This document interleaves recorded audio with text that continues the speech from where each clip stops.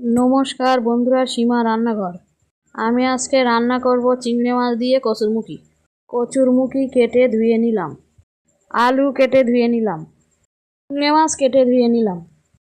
কড়া বসালাম, সর্ষের তেল দিলাম, তেলটা গরম করে চিংড়ি মাছগুলো দিয়ে দিলাম, লবণ আর হলুদ দিলাম। চিংড়ি মাছ ভেজে তুলে নিলাম, কাঁচা লঙ্কা আর পেঁয়াজ দিলাম, কিছুক্ষণ নাড়াচাড়া করে নিলাম।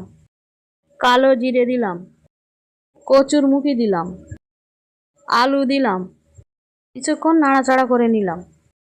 লবণ দিলাম, আদা বাটা দিলাম, হলুদ দিলাম, লঙ্কার গুঁড়ো দিলাম, জিরের গুঁড়ো দিলাম, কষে নিলাম, জল দিলাম, কিছুক্ষণ ফুটিয়ে নিলাম। আগে থেকে ভেজে রাখা চিংড়ি মাছগুলো দিয়ে দিলাম, কিছুক্ষণ ফুটিয়ে নামিয়ে নিলাম। আমার রান্নাটা ভালো লাগলে লাইক, সাবস্ক্রাইব, কমেন্ট, শেয়ার করুন। ফ্যান্টাস্টিক।